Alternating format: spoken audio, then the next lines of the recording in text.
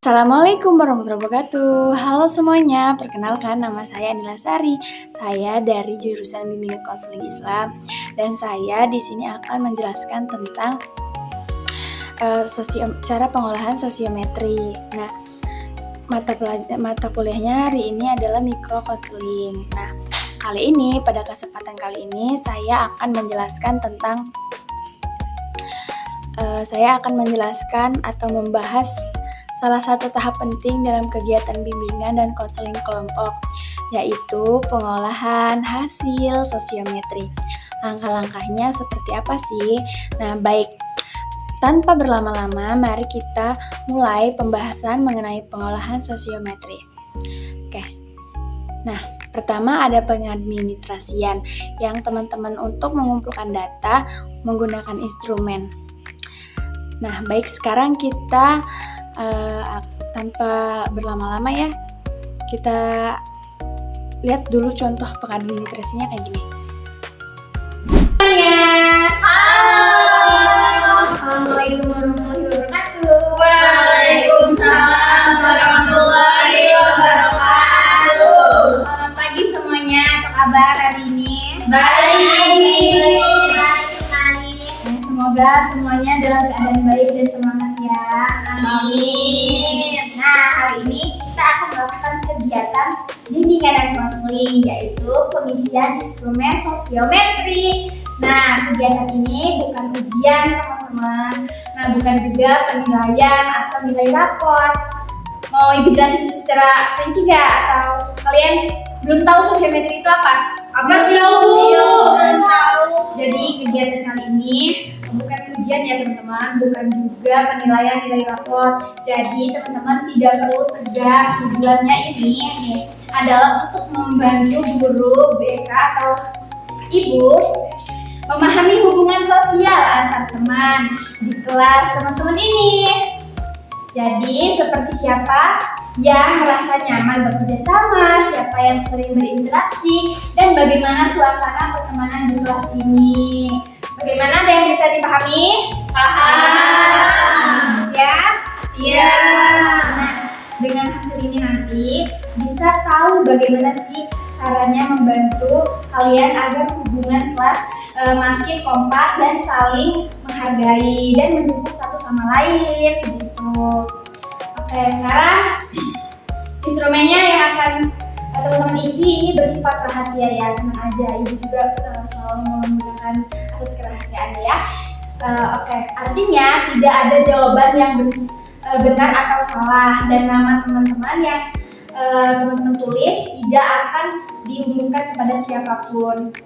Nah, jadi tolong isi dengan jujur sesuai dengan perasaan teman-teman masing-masing ya. Ya Bu. Oke, sekarang Ibu akan membagikan instrumennya. Saya lagi sih. Ibu mau tanya. Iya, kenapa? Ibu takut deh jawabannya dilihat sama orang. Nanti dia marah sama aku. Oke. Tadi Alin bingung ya. Jadi tenang aja, karena di sini kan Ibu tadi udah bilang ya, ada asas kerahasiaan. Tenang aja, jangan sampai tidak jujur aja. Kan Ibu ada asas kerahasiaan, Ibu akan menyamakan. Kalau teman-teman takut teman-temannya yang lain yang divisi tahu, pakai nama samaran juga nggak apa-apa, atau nomor absen gitu. Ibu, kalau inisial aja boleh nggak? Kan kita nggak tahu absennya. Ya nggak apa-apa, inisial juga nggak apa-apa, kan absennya dari Ibu. Oke, selanjutnya di depan teman-teman itu kan udah ada lembaran sosiometri ya. Di dalamnya ada beberapa pertanyaan seperti siapa teman yang paling kamu sukai untuk bekerja sama dalam kelompok, siapa teman yang kamu rasa bisa dipercaya. Nah, teman-teman cukup menuliskan nama teman di kelas teman-teman sendiri. Itu inisialnya juga nggak apa-apa ya. Oke, dan ingat, ini tuh bukan untuk menilai siapapun yang baik atau tidak. Ini untuk melihat pola hubungan sosial yang ada di antara teman-teman di kelas ini. Oke, baik, sekarang silakan alat tulisnya kalian teman-teman ambil. Saya akan mulai membagikan instrumen satu persatu tadi. Silakan diisi ya. Ibu, ini namanya satu aja. Boleh satu, tapi di kelasnya aja satu atau dua banyak. Kalau temennya di kelas lain nggak boleh ya, Ibu? Iya nggak boleh. Itu kan kita atau ibu tuh harus ngeliat di kelas ini aja itu hubungan instansi sosialnya kayak gimana gitu. Oh, kelas ini aja ya. Jangan lupa tulis ya namanya. Oh, ini rahasia kan, jadi bener-bener takutnya aku kalau misalnya nulis musuhin lagi. Enggak, ibu belum bilang tadi ada akses kerahasiaannya. Iya, takut aja gitu. Gak apa-apa, selalu aja sama ibu ya. Kalau nggak, saya nggak pernah aja sama ibu. Udah diisi belum? Sudah. Kumpulin Kita lagi. Kumpulin ya nanti ibu juga akan ini baca setiap pertanyaan dengan teliti. Kalau sudah selesai, ibu akan hubungkan kembali ke diri ibu sendiri, atau maksudnya ibu akan mengelola data tersebut. Nah, terima kasih atas kerjasamanya ya teman-teman ya, udah meluangkan waktunya untuk ibu. Nanti hasil pengelolaan data yang ibu dapat dari kalian akan ibu olah menjadi hasil yang ibu ketahui tentang interaksi sosial di kelas ini. Gitu. Baik, Bu. Tenang aja, hasilnya dirahasiakan kok. Oke. Supaya ibu tahu layanan apa aja yang cocok untuk di kelas ini, untuk interaksi sosialnya gitu. Baik, Bu. Terima kasih ya. Wassalamualaikum warahmatullahi wabarakatuh. Nah, setelah data kita dapat, kita rapihkan menggunakan Excel, lalu kita pindah ke aplikasi BK. Untuk aplikasi sosiometri ini biasanya berbayar ya teman-teman. Kita ikutin petunjuk dari aplikasi pengolahan data tersebut. Biasanya ada petunjuknya juga. Nah, lalu hasilnya seperti ini ya teman-teman, supaya kita tuh tahu kan, itu kan ini adalah hasil input data dari data yang kita ambil dari kelas tadi. Oke, kita akan membahas caranya teman-teman. Di sini udah ada hasil input data. Langkah kedua adalah menginput data, pilih dan penolakan gitu. Pilihan dan penolakan siswa. Setiap siswa itu diminta menuliskan 3 teman yang disukai dan 3 teman yang kurang disukai, disertai alasan singkatnya. Nah, data ini kemudian kita kumpulkan dalam tabel kategori memilih dan kategori menolak gitu untuk setiap siswa. Nah, langkah kedua kita masuk ke dalam data matriks, nah sosiometri. Di tabel ini gunanya tanda V untuk menunjukkan siapa yang dipilih dan X untuk siapa yang ditolak. Setiap barisan mewakili siswa sebagai pemilih dan setiap kolom mewakili siswa yang dipilih dan ditolak. Nah, biasanya itu tuh kan kita jumlah dulu. Nah, jumlahnya itu kita jumlah siapa yang paling besar dipilih dan siapa yang paling besar ditolak gitu. Ada jumlahan V menunjukkan beberapa kali siswa itu dipilih dan jumlah X untuk menunjukkan beberapa kali siswa itu ditolak gitu. Itu dalam tabel matriks ini ya. Dari hasil itu kita bisa menentukan status sosial siswa. Bintang star, ditolak, reject, dan terisolasi atau isolasi. Nah, dan ini langkah terakhir ada buat sosiogram, yaitu peta hubungan sosial antar siswa. Itu tuh sosiogramnya ada banyak banget teman-teman modelnya, tapi saya akan memilih yang ini sosiogramnya. Guna panahan untuk menunjukkan pilihan V atau tanda silang.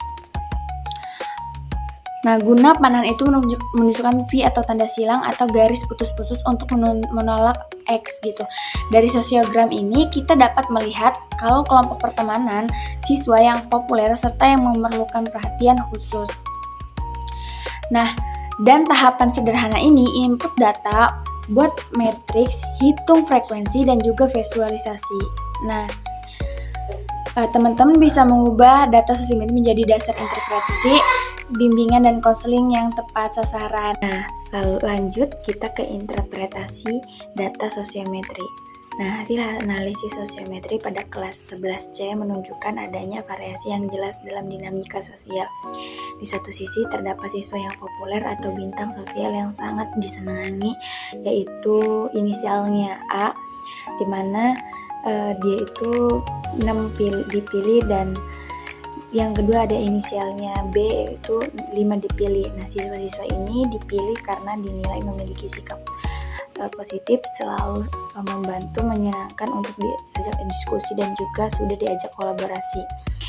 Nah, di sisi lain terdapat tantangan sosial yang memerlukan perhatian siswa dengan penolakan terbanyak adalah inisialnya C dengan 13 penolakan yang menandakan adanya hambatan serius dalam penyesuaian sosial di kelas.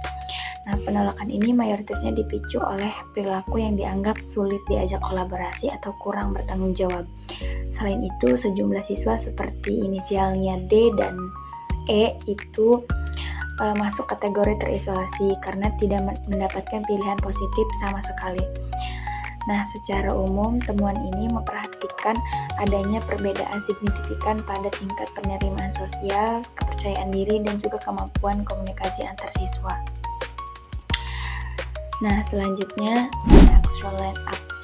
action plans yang berfokus pada 4 bidang layanan. Seperti pertama, bidang pribadi yang akan dilaksanakan konseling kelompok menemukan dirinya yang berharga pada bulan Agustus 2025 nanti gitu.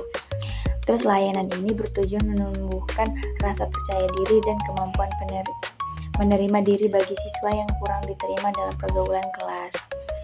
Dan banyak sekali. Yang kedua ada sosial, di mana kelas harmonis. Nah, ini temanya program kelas harmonis, di mana direncanakan pada bulan tertentu yang sudah ditulis di tabel untuk mengembangkan kemungkinan berinteraksi, empati, dan juga kerjasama antar teman dan sebaya. Ketiga ada bidang belajar yang diprioritaskan untuk mengatasi kesulitan kerjasama kelompok, akan dilaksanakan layanan bimbingan kelompok, belajar bareng, saling menguatkan pada waktu tertentu. Nah, rincian pelaksanaannya kayak RPL ini mencakup tujuan spesifik seperti melatih kemampuan kolaborasi, menumbuhkan semangat belajar kelompok, dan juga meningkatkan motivasi melalui dukungan sosial positif.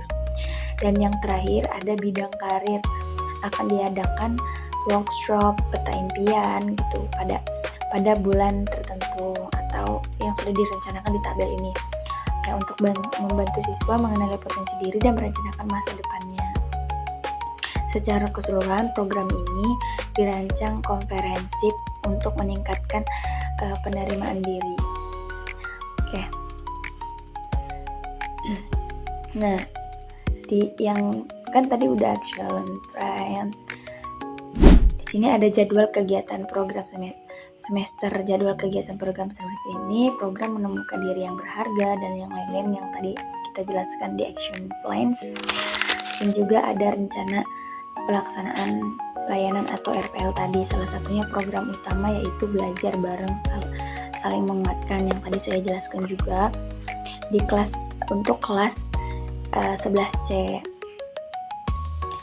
Nah, lalu keempat ada rencana anggaran dan evaluasi, dan ini tabelnya kayak gini teman-teman bisa melihat beginilah caranya menulis interpretasi sama RPL, action plan, programnya, dan anggarannya. Nah, itu tadi ya penjelasan kita, teman-teman. Mohon maaf kekurangannya, kurang dan lebihnya mohon maaf. Wassalamualaikum warahmatullahi wabarakatuh. Bye-bye.